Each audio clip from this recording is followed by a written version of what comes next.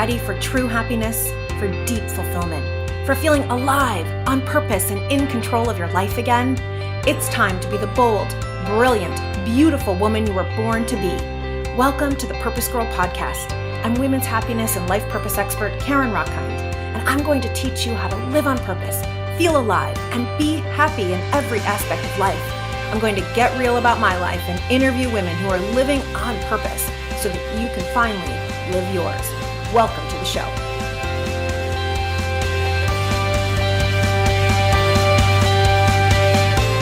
As women, we have every reason to be confident. And for some reason, we aren't. According to research, we aren't as confident as men. And in my own life, and with so many women I know, we're just not as confident as we deserve to be. I mean, think about it for yourself. How confident are you in being able to take your career wherever you want it to go? If you want a promotion, you want to write a book, you want to have your own TV show, you want to get to be a C-level executive, whatever it is. How confident are you in that? How confident are you that you're a great mother? How confident are you that you're a great sister or friend? How confident are you in your body, right? That you could put on a bathing suit right now and go rock it out at the beach or the pool.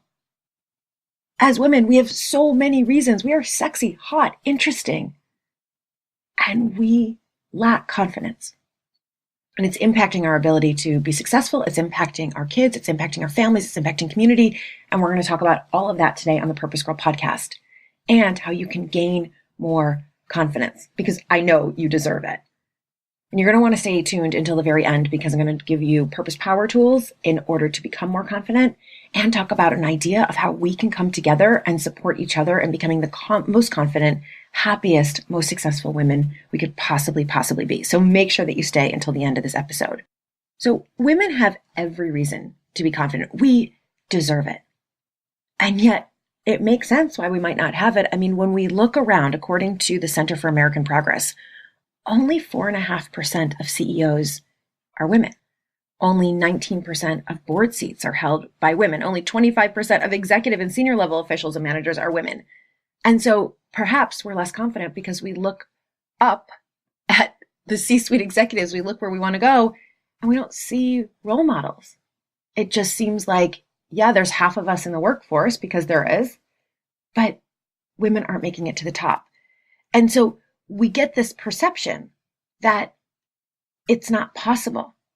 And yet, women are by far the more influential gender.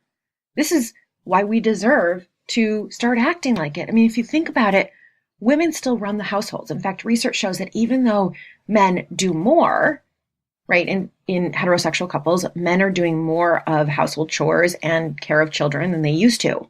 Still, women are still the major caretakers of the household and of children. I mean, a lot of that is biological. Often if a child is hurt or needs something, they cry or run to mommy. Not every child, but that is kind of a biological. And there's also something called the mental load, where women more naturally, it's just how our brains work, we're constantly thinking about everything that has to happen. So you're thinking about that little Jimmy has 3 birthday parties to go to on Saturday and has soccer practice on Sunday and needs orange slices. And so you're constantly organizing and thinking about it. It's how our brains work. And so we literally still do run the households and children. And if you think about it, our children, the future of this world, if they're depending more on us, which they are, we have the influence. And so our confidence pours onto them. Our happiness pours onto them. The old phrase, if mama ain't happy, ain't nobody happy. And we know that this is true. When I was a little girl, my parents took us to family therapy. Have you ever done this? And so I'm the youngest of 3, and we went to family therapy, and my brother was a teenager and my sister was maybe a preteen, and I was probably like 8 or 9 years old. And the therapist asks, who runs the house? Who's the head of the household? And the therapist looked at me, the youngest, the little girl in the room, and I said, my mom. And my mom said, oh, no, I do not. Oh, no, I do not. And she was thinking, because my dad at the time made more money than she did. She used to even ask him who to vote for, she told me recently, and we had a huge laugh over it because my mom is such an independent woman. Like, she would never do that today. But at the time, that was how she operated, and she thought my dad was the head of the household. But as a little girl, I understood that mom runs this house. right? How mom's mood goes, so all of us go. Mom takes care of all the details, all of our lunches, all of our activities, and really our livelihood, our joy. And when mom was in a bad mood, we all knew it and we all felt it and we all wanted to help her and care for her. And when mom was in a great mood, there was like a radiance, right? So I knew it. When mama ain't happy, ain't nobody happy, because when a woman is happy, when a woman is confident, it pours over. Women also are more influential because we are the major purchasers. Like, think about in your family, who buys most of the birthday presents? Who buys most of the groceries? Who buys most of the Christmas or Hanukkah gifts? Women still buy more. We could control the economy if we wanted to, if we felt confident in our earning, in our spending. We could demand products that were not based on our fear and someone telling us that we shouldn't have wrinkles or shouldn't have gray hair, but demand products that really were about us being our best selves. So we have this power, but we don't feel it. We deserve to be confident. But the research shows that we are so much less confident than men. Recently, I was holding a retreat with incredible, beautiful women. And when I say beautiful, I don't just mean outside, even though, yes, these women are incredibly beautiful on the outside. I mean inside too. And a woman who is smart and accomplished in her career and generous, such a kind, loving heart, sweet, perhaps in her 50s or 60s. She was sharing how she's never felt confident. And as she shared that, she looked down at her thumbs and was kind of looking at her hands and felt like she had no reason to be confident. And as we learn about her life, she's this incredible mother. And it was amazing to see by the end of the retreat, her claim, her confidence that yes, she is a great mother. She has reason to be confident. Another woman I know is this incredible entrepreneur, started her own business, has a beautiful, brilliant, big staff. She's written a book. She is so successful in my eyes. Like, she has every reason to be confident, not to mention that she is sexy as get out. And she was feeling so insecure. And I get it. I feel that way too, right? And we were talking about, why is it that women who have every reason to be confident don't? One of the things we started talking about is, if we're confident, we're afraid we'll be seen as arrogant, right? So when I think about in my life, someone who I know who's very, very, very confident, my older brother, he's incredible, extremely confident. A lot of people think he's arrogant. And I know when I was a little kid, I thought he was too. I didn't understand the difference. And I thought, ooh, I don't want to be like that, right? I don't want to go overboard. I think sometimes if we are seen as too confident, then maybe people won't want to support us or help us. They won't like us, right? So one of the things that I teach a lot of clients is every day to write down one thing you're proud of, one thing you're grateful for, and one thing that you're excited about. And the proud of always is hard. I remember working with one client and I asked her, she was having such a hard time with confidence. And so I asked her to make a list of everything that she has done in her life that she's proud of. And she just felt stuck, like she just couldn't get over it. And as we talked about it, she was told as a little girl, don't brag. It's arrogant. Don't brag, don't brag, don't brag. And I get it, because we as nice girls, in fact, a KPMG study found that 86% of the women in their study, 86% of the women recalled being taught to be nice to others growing up, while only 34% were taught to share their point of view. Check that out in your own life. I know that that resonates for a lot of people, right? So were you taught just to be nice? And I was taught to be nice too. I mean, think about it, like, just be nice, care for other people. I remember I once went to a therapist who said, think about when little kids are on the playground, right? Little boys will be like beating each other up and playing a game, and they might like hit each other, and then they're, hugging the next moment and they're friends. Little girls are like having a tea party, and it's asking everybody else, are you okay? Are you okay? Are you okay? Right? So we are constantly taking care of other people. And that is a beautiful thing about being a woman. It's one of the things that we really should be confident in. We should be confident in our kindness, in our warmth, in our compassion.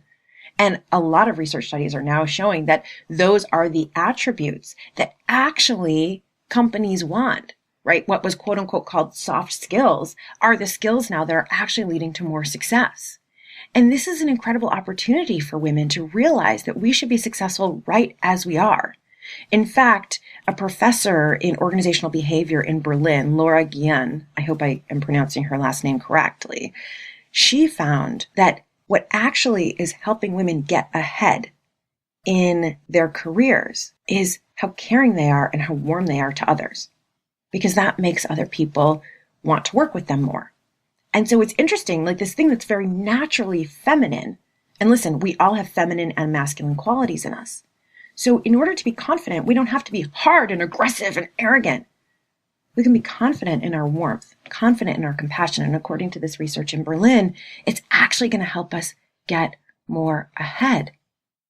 And so maybe we have been thinking that it's not nice to be confident, right? Maybe we've been thinking that we should boost others up more than ourselves.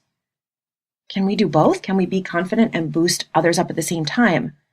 I think the answer is yes. I hope the answer is yes. So it's better to give than to receive. Can we give and can we receive? Can we be confident and can we boost others? So first we need to actually look at what confidence is. So in the dictionary, it says a feeling of trust in one's abilities, qualities, and judgment. And I have to tell you, I had to laugh a little bit when I looked at this definition because I thought, oh, well, no wonder that confidence has been an issue at different points in my life and about different things. Because for one, I totally have lacked confidence in relationships, right? For now I'm married a second time, but for years, I totally did not trust my own ability or my own judgment to pick someone because I was divorced. And so I remember constantly thinking, wait, is this actually can I trust my judgment about this person? Can I trust that I know how to pick a relationship? No, I suck at relationships. No, I suck at finding a man. I suck at this. I don't trust my own judgment.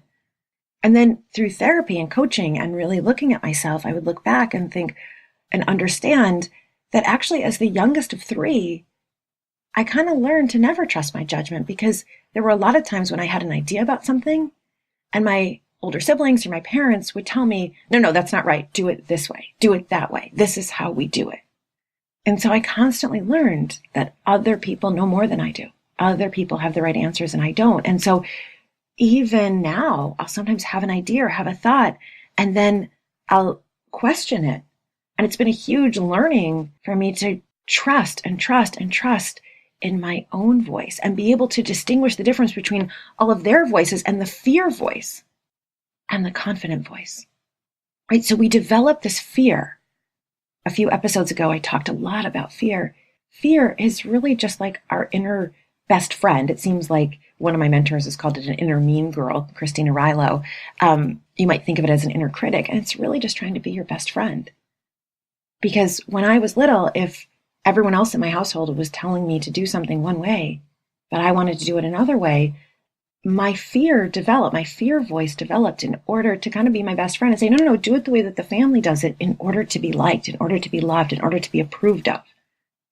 And so that's why we learn to not trust our own judgment, because we learned that in order to be loved, we needed to do it other people's way. We needed to fit in. And the thing is, typically, whatever made you really comfortable as a child is probably just going to hold you back as an adult. And so our job as an adult is to start questioning that fear voice and to start really understanding, what is fear voice? What does that sound like? And usually it sounds like a whole lot of negative and a lot of shoulds and a lot of guilt and a lot of pain, and right, as opposed to the inner wisdom voice, the inner confidence that has a more quiet knowing. And this is real confidence. Real confidence doesn't have to be loud and brash and walk into a room. And that's when someone is like that, they're usually just trying to cover up an insecurity. But true confidence can have a quiet ability to them. And that doesn't mean you can't be an extrovert. You can be an extrovert and have this confidence about you where it's more of an inner knowing. And you still care about other people and you love other people and you're nice to other people and you trust in your own judgment. Richard Petty is a researcher at Ohio State who has looked at confidence, and what he's found, he did a survey of 150,000 people. And what he found, and had them take a confidence survey that they developed and was validated, and then checked in with different success measures like income or, traditional success measures like income and educational attainment, etc. And what they found is that indeed, as confidence goes up, so does income. And the way he defines confidence, I love this. He says, confidence is the stuff that turns thoughts into action. He says, confidence magnifies your thoughts into action. So if you have the thought, I'm attractive, and you nod while you say it, the research showed that actually people felt more attractive. But if you say, I'm attractive, and you start shaking your head no, his research said that you actually don't feel it. The same is true if you sit up straight or you slouch, right? So if you say, I'm smart, I have a ton of capabilities, I'm an awesome manager or whatever it is for you, right? Or an awesome artist or an awesome singer or whatever it might be, and you nod, you're going to start believing it more. And that belief is going to lead to action. But if you say the same words and you slouch or you nod or you shake your head no while you're saying those same things, you actually don't feel as confident. You feel small. You can test this out right now. I was testing it out, really when I was planning for this podcast, and I was like, oh my God, this is amazing. If you slouch over while you say it, you actually won't feel as confident, and then you won't take action. Because every thought you have leads to a feeling, and every feeling you have leads to a behavior. And so if you have that thought, I'm attractive, while you're nodding your head, right? While you are taking action, you're going to have the feeling that you are, and you're going to walk in confidence with it. And it makes so much sense to me because thoughts becoming action as confidence makes so much sense to me because I've had an idea for about 8 months that I've sat on because I've been insecure about it. I don't know if this has ever happened to you. I mean, I know years and years ago when I first had the thought that I wanted to empower women, that this is not want to, that this was my calling, this is what I was put on earth for. Part of me, there was like this inner small voice that was confident in it, that knew this is what I'm here for. But then there were so many louder voices that said, you're crazy, you can't do that, who do you think you are, you're not Oprah, no one's going to want to listen to you, you don't know anything. And those voices were so much louder. And so I sat on it for years and years. And I've shared on the podcast my story of how it took being robbed at gunpoint to finally take action. It wasn't becoming super confident. It was taking action and realizing that life is short. And so ever since then, I've committed to take action. And it's important to look at the difference between confidence and maybe self-esteem. So self-esteem is that you think, I'm great, I'm worthy, right? You generally think that you're awesome, and which is great. And self-compassion is really being kind to yourself the way that you would be to a friend.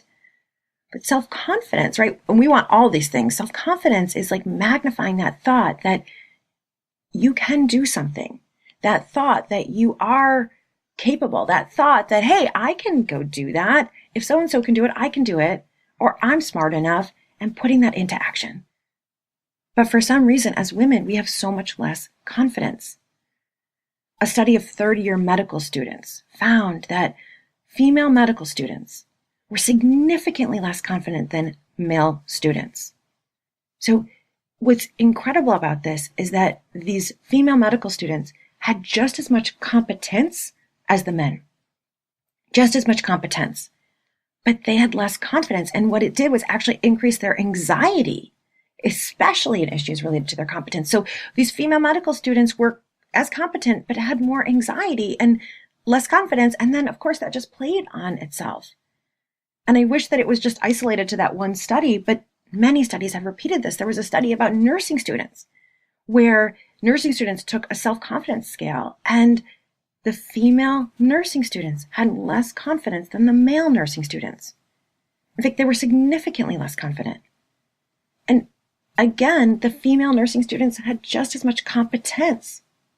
It's so interesting because HP, the company HP, did a study that has been pretty widely cited, that men, when they looked at the men in their company and they looked at the women in their company, men were willing to apply for a job that they only had about 60% of the job qualifications. They're like, yeah, I can do that. I'm totally competent enough for that. Women would only apply to the job if they had 100% of the job description. Check in about that with yourself, right? So this is one of the reasons why women make less than men. We're not going for the jobs that we can because we're not confident unless we think we have 100% of it. The thing is, though, that we have just as much competence. Just as much competence. One of my clients was coming to me and she wanted to start coaching. She wanted to be out there as a coach. And she's like, oh, but I need another degree. Now, this woman is incredible. She has stacks of certifications and degrees. And she's like, no, I don't know enough yet. I need one more certification. And I had to give her some tough love and say, my love, you have enough. I love that you love learning. I love that you want more, and you have enough. Let's get you out there now, because the best way to actually build confidence is to start doing, is to take a step and to learn. Like, I think about the very first talk I did, and it was years ago. It was right out of graduate school. And, it was the first paid talk I did. I should say that was the first paid talk I did. And I got up and I was so nervous. I knew my stuff, but I still was so nervous. It was my first paid talk. I wanted to do a good job. And I remember basically just reciting a lot of what I had learned in grad school, like, a lot of the theories from other people or statistics from other people, and like no story. Of course, what people remember the most is story. And so it wasn't a very good talk. And maybe I should give you all your money back. I know that it wasn't as good of a talk as I can give. But I had to get out there and I had to do the first talk. And I would feel really bad about myself, except I got several emails afterwards of people saying, thank you. I really needed that. That was awesome. And so even what you think is not the best of the best of the best is going to be good, is going to be great for other people, because they need what you have. They need your talents. They need your wisdom. They need your experience. And the best way for you to build your confidence in your competence is to start doing. And this really matters. It matters that women, medical students and nursing students and everywhere, that women are not as confident as men, because there is this correlation between confidence and success. It also matters to our families. One of the things that we know in terms of confidence, Dove did research and found that just 4% of women worldwide consider themselves beautiful. Only 4%? When every woman I look at is beautiful? It makes no sense. And we know that depending on which research study you look at, either 80 or 90% of women don't like their bodies. Dislike some aspect of their bodies. In fact, by the time girls reach about 17, 78% of them will be unhappy with their bodies. This is insane. I love Dove because they really take a stand for women in every body. And they have these beautiful commercials. And there's this one commercial where they interview these girls, young girls, maybe 8, 9, 10 years old. And they ask these little girls what parts of them they love and what parts of them they don't love. And you'll see one girl talk about her crooked nose and another girl talk about her big thighs. And then they interview these women with the same questions. And you see a woman talk about her crooked nose, and you see another woman talk about her big thighs. And then you see these mothers and daughters come together. And it's the mother who felt she had a crooked nose, her daughter felt she had a crooked nose. The mother who felt she had big thighs, the daughter felt that she had big thighs.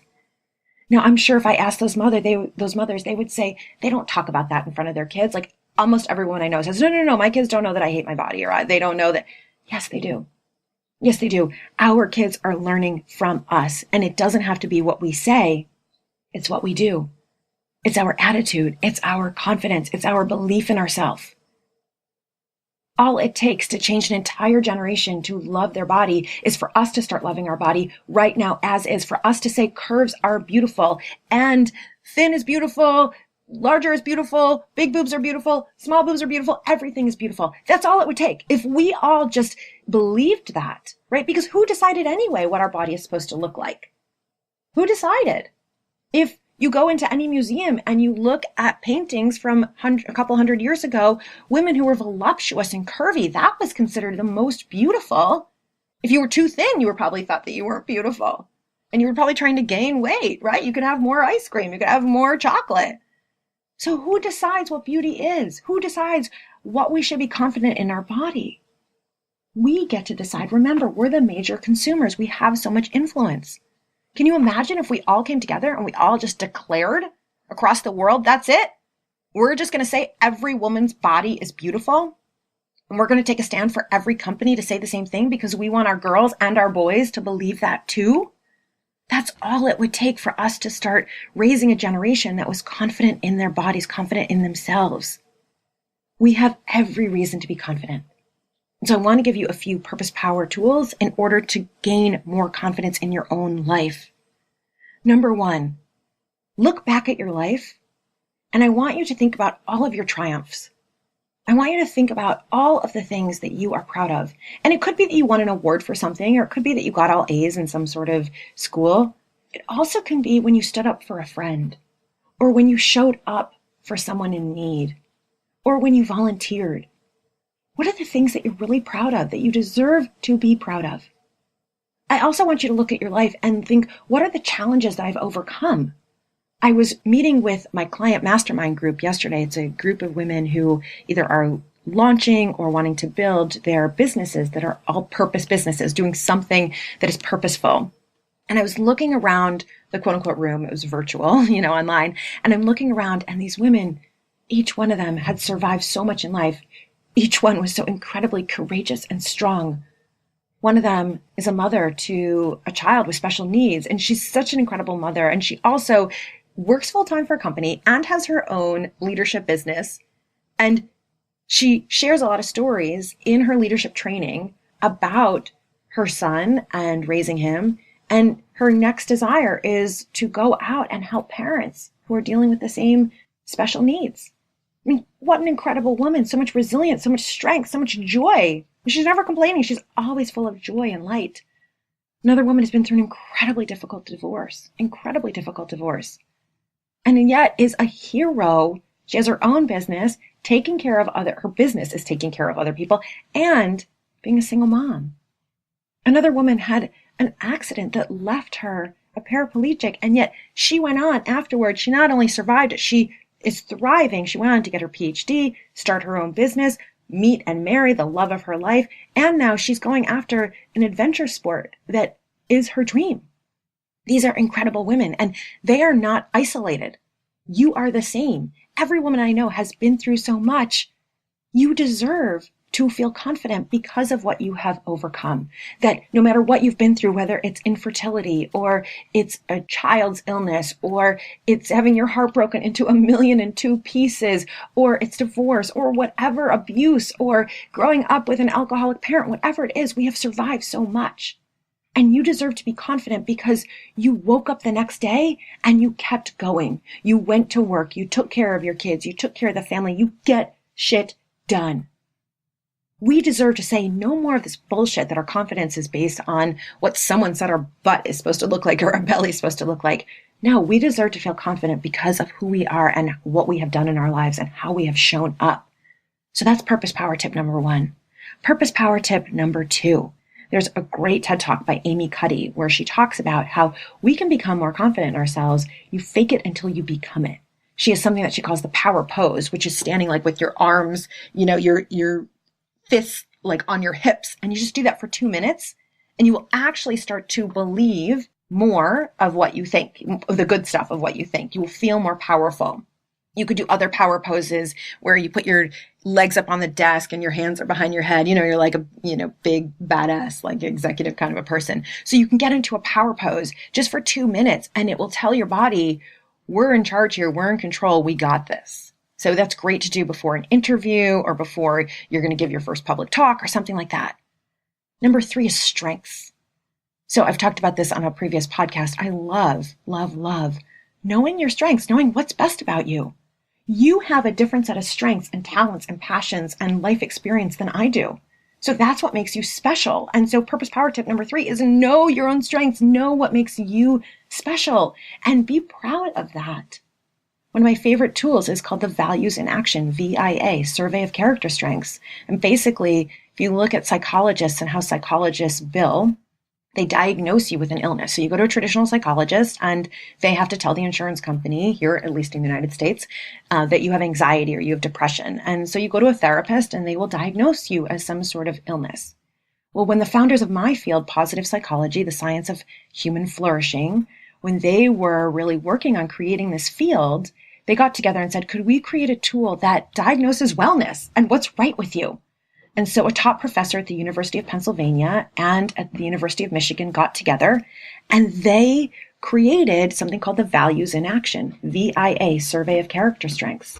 And it's free. You go online and you take this survey and it will tell you what are your top strengths. So for me, a top strength is appreciation of beauty and excellence because I notice the beauty around me. I notice the excellence in other people. Zest is one of my top strengths, right? Creativity, courage is a top strength of mine. For one of my clients, it's about kindness. It's about generosity.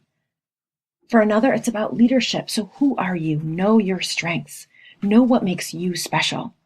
And the last thing that we need for women to feel confident is to come together and support one another. I swear I feel more confident when women give me compliments than when my husband gives me compliments, right? It's like when a woman tells me I'm beautiful, like my husband, yeah, he says it, of course, he feels it. But when another woman acknowledges me, when another woman sees me, like really sees me, sees my gifts, sees my talents, sees my strengths, I feel so validated. In fact, this is why I started running sisterhoods. You know, when I started doing this work, I started to be a coach, an individual coach and a motivational speaker. And what I found when I turned 40 is all these women started contacting me. Women who I hadn't talked to since I was a girl, a woman I went to high school with, a woman I went to summer camp with, and they all said the same thing. They said, I don't know if it's because I'm turning 40, but ... You know, life basically doesn't look like I thought it would. I thought I would be more confident. I thought I would feel great. I thought X, Y, or Z. And some of them, their lives looked exactly like they actually wanted. They had the kids and the husband and the job, but they still felt empty. Or maybe life didn't look like they thought it would be, and they ended up divorced or never married or not having the career that they thought. But the theme was the same. And I said, we need to come together. And so I had my first group. That was when I did my first sisterhood. It was incredible. Women came together and yes, they got my coaching, but what happened is that they got support from one another so that when one woman didn't feel confident in writing the book that she had always wanted to write, she had 10 other women saying to her, you got this. I believe in you. You can do it. You're amazing. Or when one woman felt like she couldn't be the parent to her child because of the challenges they were having, other women stepped up and said, you are awesome. You got this. I believe in you. I'm going to hold you when you cry, and I'm going to believe in you when you are going to stand up. And so this is what women can do for each other. And so I've been building these sisterhoods ever since. It's why I take women on retreats. And this idea that I had that I said I felt insecure about months ago. So in October, I had my second miscarriage. And to be honest with you, it was the hardest time of my life. I actually said to my husband, I don't want to be alive anymore. And I went through my own healing process. I leaned into women, to sisterhood, and let other women take care of me. I did a lot of self-care. I went to the woods for a week by myself and cooked myself healthy food and indulged in ice cream and meditated and cried and took a bat out in the woods and beat up rocks and sticks and old trees and screamed my head off. I really did what I needed to do. And then as I meditated, and this went on, right? This process was a couple of months. I said, show me what else I'm here to birth. And what came to me is that we have an epidemic of women's depression. I've talked about it before on this show. We have an epidemic where women are twice as depressed as men, where we are less happy than women were 30 years ago. And as everything I've just said, we deserve better. We deserve more. And what came to me is, what if women got together and one day all over the world, and we declared that we are worthy. We are worthy of confidence. We are worthy of happiness. We are worthy of joy. We are worthy of purpose. We are worthy of success. And what came to me is something called Women's Global Happiness Day. One day where women gather in small circles all over the world. And it's a safe place, right? Women don't have a safe place right now. It's to share their true fears, to share what they don't feel confident about, and to share their biggest hopes and dreams. That's what happens when I do these retreats and when I build these sisterhoods is there's a safe place to share. It's not like you show up to carpool or to soccer practice and tell the other moms, I have this idea about starting my own business, but I really feel insecure and I don't feel good about myself. Like, we just don't do that. And it certainly isn't happening on social media, right? Research is actually showing social media is making us more depressed because everyone is only showing their perfect side. We need a safe place to be able to share what it feels like to actually be a woman, to have all of our emotions, and a place where other women are believing in us. And we need to learn this science. There's actually a science of women's happiness, and we need to learn it. And so I am thrilled, so excited to announce that the very first annual Women's Global Happiness Day is taking place October 18th. And already I put it out in the world. I've been so, like I said, insecure about it. And I finally was just like, nope, I'm doing it, right? Because taking action builds competence. And I just decided that if nobody, like what I wanted was to put it out in the world and for all these women to say, yes, I want to host an event. I want to host a circle where I am. And I had to put it out. And the first time I put it out, I just started kind of sprinkling it, right? Because taking action builds competence. And so I just started telling one person and then another person. And I would have one person say, oh, I would do a circle here in the Bay Area of California. And another woman said, oh, I would do a circle here in New York. And so I was like, okay, well, I at least have 2 circles. And then I told a few more people. And so I am thrilled to officially announce it. There are now circles. Oh my gosh, I have 20 circles already, and it's just August, so I know there's going to be more, but there's a woman in Nigeria who's going to host a circle, and a woman in New Zealand is going to host a circle, and a woman in Israel is going to host a circle, and the Philippines, and in so many places in the United States. So these circles are going to happen, and it's really #we deserve happiness. It's women's happiness that it's taking a stand and claiming that we are worthy of feeling that happiness, that confidence, that joy, that purpose. And we're going to support each other in doing it. And so if you want to host a circle, contact me, Karen@KarenRockine.com, or you want more information, go to KarenRockine.com/WGHD, WGHD, which is Women's Global Happiness Day. And of course, join my Purpose Girls Facebook group. It's totally free. Every week I post inspiration questions to get you thinking and get you like really on your track to living a happier, more purposeful life.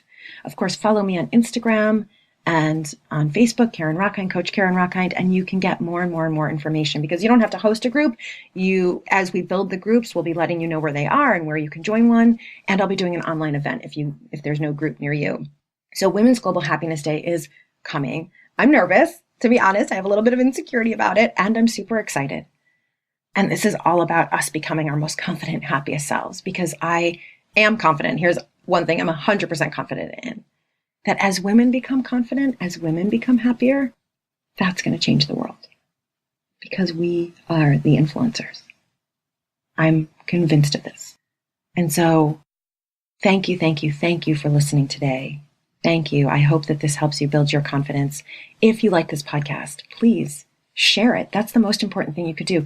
Give it to female colleagues who need to build their confidence. Give it to your mom who needs to build her confidence. Give it to your sisters, your friends, women who need to build their confidence, who deserve to be happier, who you know could use this. Give it to them. This is how we build a worldwide community. This is how we build a movement of women on purpose who are saying, we deserve happiness. We deserve more, and we're going to do it together. Also, if you love this podcast, please rate it. Give it 5 stars. Please, please, please, please, please. Review it. Tell me that you love it. Send me an email. I love hearing from you. Karen@KarenRockine.com. And of course, follow me in Instagram and Facebook and all the places. I love hearing from you. I love being with you. Thank you for listening. May you live purposefully. May you love yourself. And may you love life. Bye for now.